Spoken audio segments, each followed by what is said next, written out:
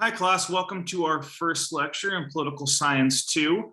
How this is going to work this semester is I'm going to go over the lectures in this video format. You have access to the full PowerPoint in each module. You'll find them there. I'm not going to go over every single slide for every PowerPoint. Sometimes I will, sometimes I won't. But again, you will have access to that. Instead, in these videos, which will be about hopefully 10 to 20 minutes long, I'm going to break them down. So we'll have maybe 2 or 3 10 to 15, 20-minute videos for each lecture. And hopefully that makes it a little bit more digestible for you guys. So that being said, let's go ahead and get started. I'm going to share my screen with you. We're going to get going on lecture 1. Okay, so what we're going to do in this first part of this first lecture is just introduce you to comparative politics and go over some very important key terms that are going to be essential as we go through the semester. Now, I warn you, it is a little bit dry, and I assure you that not every lecture will be this. What we're doing is setting a foundation. We need to understand these terms before we can get into the more interesting stuff, before we can talk, discuss, and debate more complex themes. So let's go ahead and start at the very beginning. What is politics? And we're going to define it this semester as the struggle for any group for power that will give one or more persons the ability to make decisions for the larger group. And that's essentially what politics is, right? If you think about politicians, why are they running for office? They're running for office because they think they have the ability to make the best decisions possible for a larger group of people. That is essentially what every politician thinks, that their ideas will be the best for the nation, for a country, okay? Which brings us to our next important topic, which is power, because that's what they're pursuing, right? And we're going to define power this semester as the ability to influence others or impose one's will upon them. And I really like this definition of power because I think it's very true. If you think about it, even in interpersonal relationships, power is the ability to get someone to do something or that you want them to do, or not do something that you do not want them to do. And the same is true in the international political system. The United States has a lot of power because it can get countries to do what they want them to do or not do what they do not want them to do. They can impose their will upon other countries. And of course, power is always backed up by the potential threat of violence. So what is comparative politics? What are we studying this semester? It is one of many subfields of political science that compares the pursuit of power, which we just defined, across different country lines, okay? So essentially what we're going to be doing this semester is comparing countries against each other, and in doing so show differences and similarities. And when we do this, hopefully it enlightens us, gives us information about our own nation, about other nations that we can draw conclusions from. Okay, hopefully this can open our minds to new ways of thinking. Now, you're going to hear me use the term comparative method a lot. Essentially, that is just what we talked about, comparing cases and drawing conclusions. And again, that's what comparative politics is. We're seeking out conclusions and generalizations that could perhaps be valid in other cases, right? We're going to make comparisons between different nations that expose similarities and differences. So, for example, we're going to go over the United States, and then we're going to go over the United Kingdom, and we're going to show the similarities we have, which there's a lot because, you know, we did come from that country, but or broke off from that country, I should say. But there's also a lot of differences, and in those differences, it's going to highlight some of the problems and issues maybe in both systems, and some of the good things in both systems. That's kind of the goal here, guys. And we will look at maybe 5 or 6 case studies this semester, dive deep into a country's internal politics, for the sake of comparison. Okay, so there's 2 types of reasoning people use in political science research: inductive and deductive reasoning. Let's go over both, and let's try not to confuse the 2 this semester. Inductive reasoning is the means by which we go from studying a case to generating a hypothesis. So we start with a case, and based on that case, we generate a hypothesis of how we think it's going to go, okay? Deductive reasoning, however, is starting with a question instead, and from there, generating some hypothesis about cause and effect to test against a number of cases, okay? I know that can be a little confusing, so let's kind of break it down, boil it down to its most simple form. If we look at inductive reasoning, you're starting with cases and you're using those cases to generate hypotheses, okay? Whereas with deductive reasoning, you're starting with the hypothesis rather, and then you're testing the hypothesis.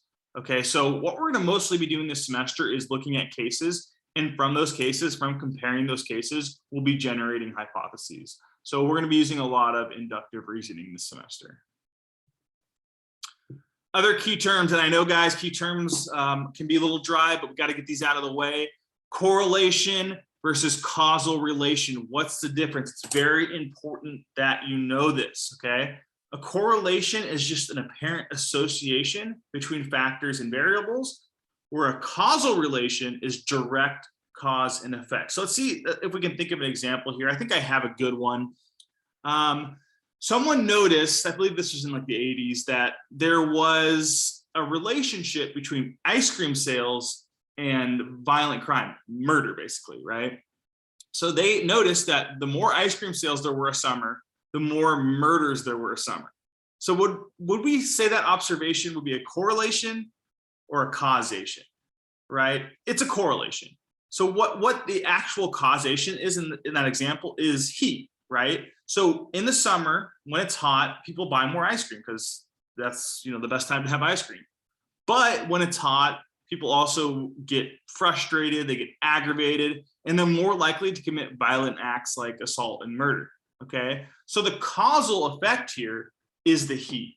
That is causing both the increase in ice cream sales and the increase in violent crime.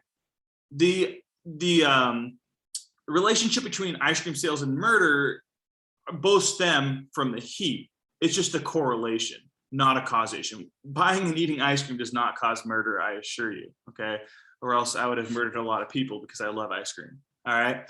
So that's the difference between correlation and causation. Causation is the actual cause, whereas correlation is just some sort of association between these factors and variables. Okay, so let's take a step back here. Let's go over the history of comparative politics very briefly, starting with Aristotle. I think it's a very good place to start. Born in 384 BC or BCE, depending how you want to write it, and lived till 322 BCE. And we really attribute him today as being one of the first comparative thinkers. He departed from the exploration of political ideals, which back then, you know, they were very big on, and started to study actual case studies. So you might call him the first comparative political scientist. And what he did, which is very clever, is he analyzed the constitutions of 100 individual Greek city-states. So at the time in Greece, while they shared common language, traditions, customs, cultures, they were very quasi-independent nations who would work together, fight against each other. So it's a great microcosm to study and compare these nations. What constitutions worked, what didn't, what did this country, or I'm sorry, I'm saying country, I should say city-state. What did city-state A do that worked? What did city-state B do that failed? This is what comparative politics is. And again, the Greek city-states offered a great little microcosm for him to draw conclusions and hypotheses from. So in that way, he very much was a comparative thinker. Our next thinker, Niccolo Machiavelli, 1469 through 1527.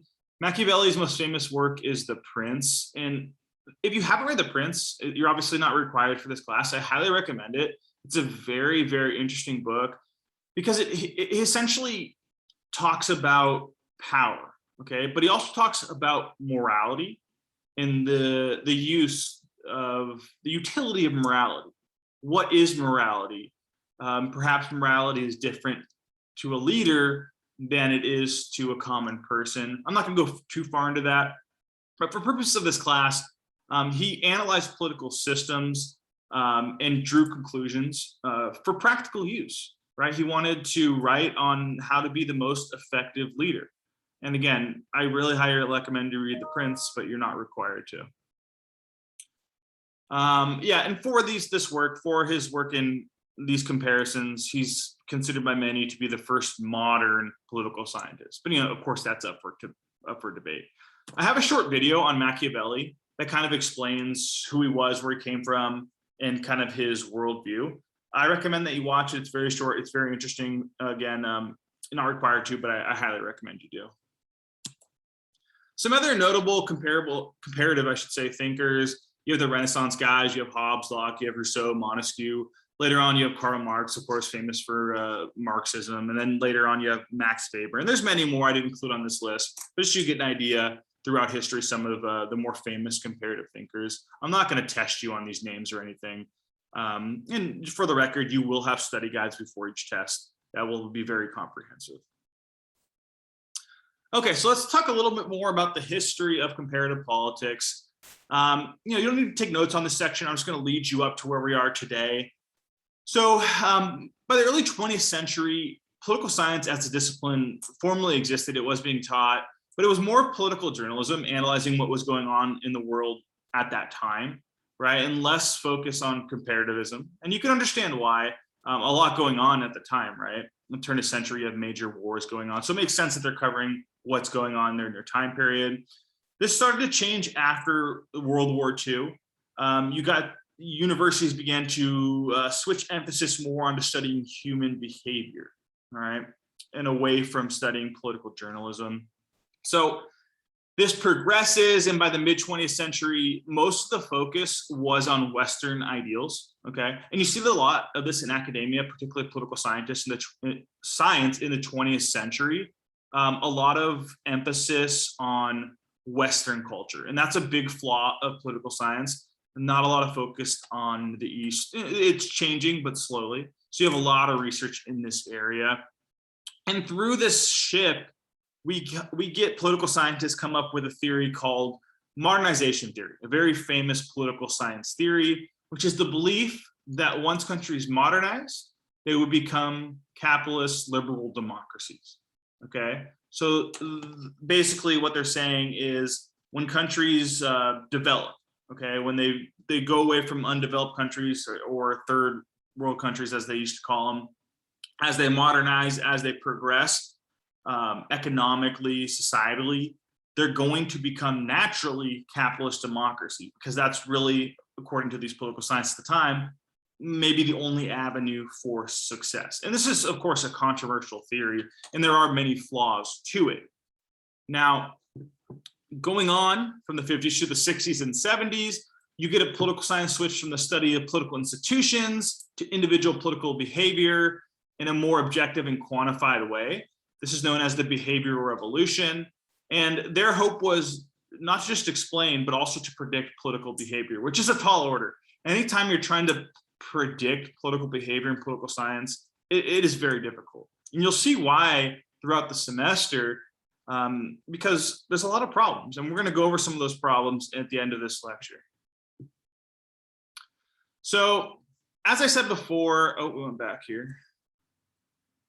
So we talked about modernization theory. We talked about theories in the mid-20th centuries, 1950s, 60s, and 70s. It's important to realize that political science, has made many mistakes, has been wrong, and that doesn't mean lessen it as a science. It's still a science. But like everything, we learn and we progress, right? So a lot of the theories put forward, like modernization theory in the 20th century, were proved wrong by how countries developed. Most developing countries in the 20th and 21st century did not become democracies. In fact, most of them, if we were looking at the Middle East, perhaps Africa, and China is a whole nother story, kind of a thorn in the side of modernization theory. They did not become democracies. These developing nations have not become democracies. Rather, they've kind of collapsed, and many of them became autocracies, right? Run by one person, run by warlords. Okay, this is not what they predicted. It's not what modernization theory predicted. They predicted as they grew, they become more democratic, more liberally democratic, and they have not. They've become more autocratic. So I bring this up because, guys, again, like all subjects, there's room for growth. We're not always going to be correct. You do the best you can, and you adjust with new knowledge as it comes to us, okay? And I hope we take that to heart, okay? I'm going to be wrong. You're going to be wrong. People are going to be wrong. But the most important thing is that we analyze the data and we draw new conclusions and we correct the mistakes of the past if we can. So today, comparative politics research is one of the main bodies of political science. And, you'll see this at most colleges offer it as courses, right? And we have all these, most of these courses at Pierce College. American Politics, Poli Sci 1, Comparative, that's this class. international relations, that's poli-sci 7 at Pierce. Political economy, we don't necessarily teach that, although it might be embedded in our political theory and political philosophy class, which we also teach at Pierce. Okay, so these are kind of the main areas of research in political science. And again, this class is known most places as comparative politics. Okay, so that's going to wrap up our first section of lecture 1. And I want to make a note here, guys. I hope you're watching this.